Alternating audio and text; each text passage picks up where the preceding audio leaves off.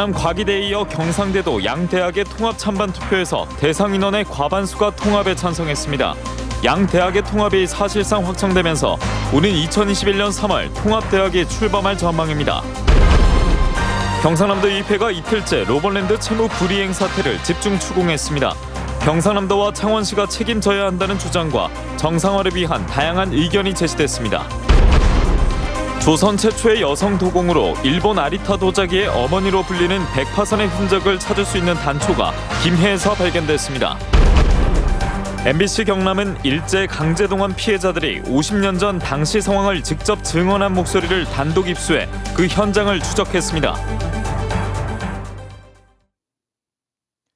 계속해서 경남 소식 진주에서 전해드립니다. 경남 과기대에 이어 경상대도 양대학의 통합 찬반 투표에서 대상 인원의 과반수가 통합에 찬성했습니다.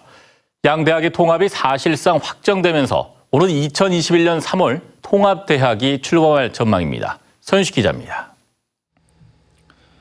경상대학교가 경남과학기술대학교와의 통합 찬반 투표에서 참여 인원의 62.4%가 찬성했다고 밝혔습니다.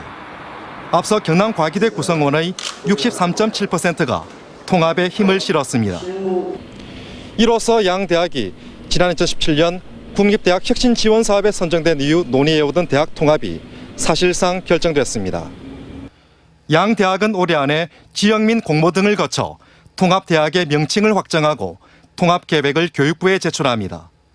늦어도 내년 9월까지 관련 법령 개정안의 국무회의 심의를 거쳐 오는 2021년 3월 통합대학을 출범합니다. 이듬해엔 통합대학의 이름으로 신입생을 맞이합니다. 통합대학의 밑그림도 제시됐습니다. 가자 캠퍼스는 교육연구혁신 캠퍼스로, 칠암 캠퍼스는 융합혁신 캠퍼스로 특화합니다. 단과대학은 기존 19개에서 17개로 주는 대신 ICT 융합대학을 신설합니다.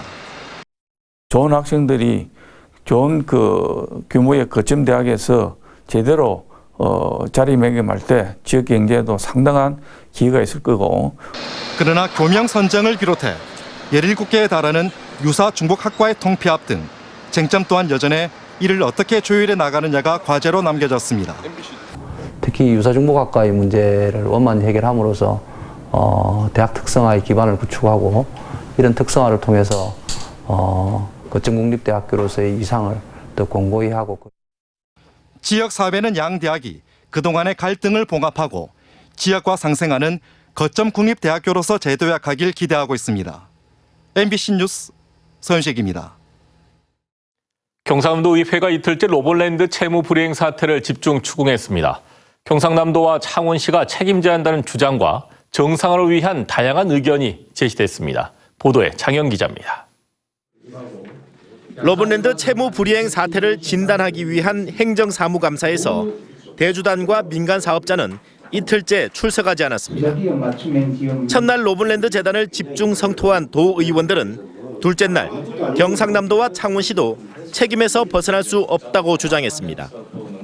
방만한 경영과 사업성의 불투명 등 로봇랜드 재단 역시 그 행정 책임은 경제부지사에게 있습니다. 경남도가 재단의 일을 똑바로 시켜야 될 거 아닙니까? 예. 관리 감독 똑바로 해야죠. 예. 경상남도는 관리 부실을 인정했습니다. 행정에 여러 가지 기책 사유가 있을 수 있는데 관리 감독을 이렇게 충실하지 못한 점은 좀 무겁게 느끼고 있습니다. 사업 정상화를 위한 대안도 제시됐습니다. 도산하 로봇 산업 관련 위원회들과 협력해야 한다거나 대주단 민간 사업자와의 협상을 위한 별도의 TF팀 구성도 거론됐습니다. 로봇랜드 조성 운영에 관한 종합적인 자문 기능을 해야 되는 이 위원회의 역할이 굉장히 큼에도 불구하고 실적이 전혀 없다. 사업을 성공시키기 위한 그런 뭔가 이런 회의든지 테이블이든지 기구든지 뭔가 있어야 되지 않을까 하는 생각이 들면서 입장객 확대를 위한 홍보를 강화하고 운영업체인 서울랜드 서비스의 불법 논란도 정리해야 한다고 주장했습니다. 창원은 창원시대로 읍면대로 하고 우리는 시에다가 티켓을 어느 정도 좀 50% 디실해가지고 서울랜드 서비스라는 회사 자체가 이걸 지금 운영하고 있는 게 불법이다. 그런데 그 계약서상에 협약서상에 이 내용이 있다면은 있다면은 이 전혀 불법이 아니에요, 그죠? 가장 중요한 건 채무 불이행, 계약 해지를 통보한 민간 사업자 대주단과의 협상입니다. 수익성이나 사업성 부분에 대해서 조금 더 보완을 한다든지 하는 방향으로 추진해 나가려고 하고. 경상남도는 협상의 내용은 구체적으로 밝힐 수 없다고 밝혔지만 사업자의 수익을 보장해주는 카드를 내밀 것으로 보입니다. 사업의 완성이냐 또 다른 특혜냐의 딜레마에 놓였습니다. MBC 뉴스 장영입니다. 경남 공공병원 설립 도민운동본부의 보건의료노조 울산 경남본부 회원들이 오늘 경남도청에서 기자회견을 열고 보건복지부가 진주권, 거창권, 통영권, 공공병원 신축 대상 지역을 발표한 것에 환영한다고 밝혔습니다. 특히 진주권 신축 설립 확정은 강제 폐업된 진주료원을 대체할 서부경남 지역 공공병원 설립에 중요한 발판이 마련됐으며 구체적인 설립 방향을 결정하기 위한 공론화 절차를 빠르게 추진해야 한다고 강조했습니다. 더불어민주당 경남도당이 논평을 내고 진주료원이 폐업한 지 6년 만에 서부경남을 비롯해 도내 의료 취약지구에 공공병원이 다시 들어설 수 있게 됐다며 환영 입장을 밝혔습니다. 민주당 도당은 보건복지부가 공공병원 신축 지역으로 거창과 통영, 진주를 대상 지역으로 발표했고 경남도 역시 연계사업 추진 계획을 발표함으로써 취약했던 경남의 공공의료 체계를 강화하는 결실을 맺게 됐다고 강조했습니다. MBC 경남은 일제 강제동원 피해자들이 50년 전 당시 상황을 직접 증언한 목소리를 단독 입수해 그 현장을 추적한 내용을 세 차례에 걸쳐 연속 보도해드립니다. 오늘은 첫 순서로 한 제1사학자가 모은 13만 건 넘는 기록물을 취재진이 어떻게 입수했고 분석했는지를 정현민 기자가 보도합니다. 제1사학자 고 김강렬 씨가 일제 강제동원 관련 자료를 처음 수집하기 시작한 건 1969년부터입니다. 일본 최대 탄전지대인 지쿠오 지역에서 75년 동안 수집한 자료는 13만여 건. 카세트 테이프와 사진, 문서 등의 기록물은 지난해 국가기록원에 기증된 뒤 인명 사전 작업이 진행 중입니다. 직접 현장을 방문하고 또 거기에서 작업했던 분들을 대상으로 인터뷰를 취하기도 하고 또 주변인들의 관련 기록을 확보했기 때문에 일제 강제동원 취재 과정에서 기록물을 단독 입수한 취재진은 500개가 넘는 카세트와 영상 테이프에 주목했습니다. 먼저 우리말로 녹음한 조선인의 오디오와 영상 기록물들을 일일이 확인해 강제동원과 관련된 내용을 추려냈습니다. 강제연행을 당한 것이 1942년입니다. 그때 마침 대동아 전쟁이 일어나고 많은 노동력이 필요할 때 女の労働は男の労働よりも激しかった。人々は逃げることもならず、諦めの炭鉱節を口ずさみながら地面を張って炭を掘り、砂をひいた。 이후 사진 기록물 10만 건을 추가 분석해 오디오와 영상 기록물에 나온 현장과 인물을 연결시켜 나갔습니다. 마지막으로 전문가 자문을 거쳐 현장을 뒷받침해주는 문서류를 찾아내 자료의 완결성과 신뢰도를 높였습니다. 방대한 규모와 다양한 매체와 이런 걸로 완결성을 갖고 있는 자료를 개인이 생산했다라고 하는 것은 상상하기 어려운 일이죠. 1년 동안 기록물 13만여 건의 분석 작업을 마친 취재진은 3개월에 걸친 일본 규슈의 지쿠오와 홋카이도 현지 취재를 통해 강제 동원의 실상을 파헤치는 데 주력했습니다. MBC 뉴스 정영민입니다. 조선 최초의 여성 도공으로 일본 아리타 도자기의 어머니로 불리는 백파선의 흔적을 찾을 수 있는 단초가 김해에서 발견됐습니다. 대규모 백자 가마터가 바로 그것인데 조선의 대규모 도자마을 간물야촌의 실체도 확인되고 있습니다. 신은정 기자입니다. 사기장이 되어야 한다. 조선 최초의 여성 사기장 백파선의 삶을 다룬 드라마입니다. 정유재란 뒤 일본에 끌려가 아리타에서 도자기를 만들며 추앙받는 인물이 됐지만 정작 국내에선 김해 출신이라는 것 외에 흔적을 찾을 수 없었습니다. 하지만 이번에 김해에서 17세기 중후반에 백자가마터가 발굴되면서 백파선의 흔적을 확인할 수 있는 단초가 마련됐습니다.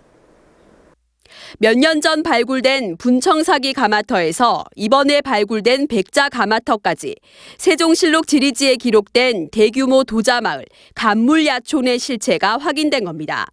백파선은 두 가마터의 중간 시기쯤 김해에서 활동한 것으로 추정되는데 간물야촌에서 400년 이상 도자기가 제작된 만큼 인근에 백파선의 가마터가 있을 가능성이 더 커진 겁니다. 이 간물야촌이라고 하는 넓은 지역에서 사기장으로 활동하다가 그 정주재란 이후에 남편과 함께 피랍되었다라고 하는 단초를 김해시는 백파선의 구체적인 실체를 밝히기 위해 가마터가 발견된 내동천 일대를 정밀 지표조사할 계획입니다. 문화재청도 김해 상동면 분청사기 가마터와 백자 가마터의 국가사적 지정을 긍정적으로 검토하는 등 유적 보전 방안을 고심 중입니다. 올해 지금 이 시에서 김해시에서 또 다시 정밀 조사를 하고 있습니다. 그래서 그 조사 결과를 보고 저희가 문화재위원회와 저희 전문가들과 함께 의논을 해서 또 이번에 발견된 3만 점의 유물 중 일본이 조선에 주문한 것으로 알려진 김해다완과 비슷한 분홍빛 사발이 있어 김해다완의 생산지가 밝혀질지도 관심입니다. MBC 뉴스 신은정입니다. 제주 올레길처럼 걷는 길이 전국 곳곳에 생겨 관광지로 큰 인기를 끌고 있는데요. 거제에서도 역사와 바다가 어우러진 산책로 남파랑길 12코스가 조성됐습니다. 부정석 기자입니다. 대우조선 해양이 맞닿은 거제 옥포항. 대형 선박이 건조 중인 조선소의 이색적인 모습을 바라보며 해안길을 걷다 보면 어느새 바다와 산이 어우러진 거제의 풍광이 한눈에 들어옵니다. 이 산책로는 이순신 장군의 옥포해전 승리를 기념하기 위해 충무공 이순신을 만나러 가는 길이라고 이름 붙여졌습니다. 최근 입소문까지 타면서 시민들뿐만 아니라 관광객들도 즐겨 찾는 명소가 됐습니다. 뒤는 산이고 앞에는 바다고 배 같은 게 다 있어서 그런 풍경이 좋지요. 좋고 하여튼 우리 나이 먹은 사람한테는 편해요. 거제의 역사와 풍광을 연결하는 남파랑길 조성이 마무리됐습니다. 이곳 충무공 이순신 만나러 가는 길을 포함해 거제에만 12개 남파랑길 코스가 조성되어 있습니다. 양지암 등대길, 지세포 해안길 등 총 길이만 173.5km에 이릅니다. 남파랑길은 우리나라 외곽을 연결하는 코리아 둘레길의 일환으로 앞으로 거제의 대표 도보 여행 등 관광 상품으로 개발됩니다. 오는 16일엔 거제 남파랑길과 서면 섬길을 알리기 위한 전국 걷기 대회도 열립니다. 12개 코스 중에 5코스에서 진행되며 13일까지 사전 접수를 받고 있습니다. 거제 남파랑길이 혼자서 혹은 함께 걷는 거제의 대표 여행 명소가 될 것으로 기대됩니다. MBC 뉴스 부정석입니다.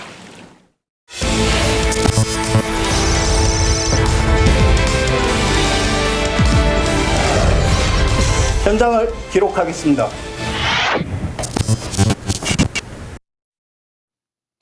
다음 소식입니다. 경상남도를 비롯한 울산과 광주, 전남 등 7개 광역자치단체가 정부의 2차 규제 자유특구로 지정됐습니다. 2차 규제 특구는 주로 친환경 미래차와 무인 선박 등 신기술, 신서비스를 활용한 사업도로 구성되어 있으며 경남은 선원의 승선 의무를 면제하는 무인 선박 특구로 지정돼 국내 최초의 무인 선박 실증 사업이 진행됩니다. 진주시 옥봉동 LH 행복주택 공사 현장 인근 주민들이 발파에 따른 피해를 호소하며 진주시의 대책 마련을 촉구했습니다. LH 행복주택 공사 현장 인근 주민들은 발파 공사로 주택 균열과 소음 피해에 시달리고 있다며 진주시가 인근 주택단지를 매입해 공원을 조성하는 등의 대책을 마련하고 LH와 시공사는 안전평가 기준을 재조정할 것을 요구했습니다. 사천시 곤양면의 돈사 신축 반대위원회 소속 8개 마을 주민들이 모 농업법인이 곤양면 환덕리 일대 건축 허가를 신청한 5동의 돈사가 환경오염을 일으킬 우려가 있다며 신축에 반대하고 나섰습니다.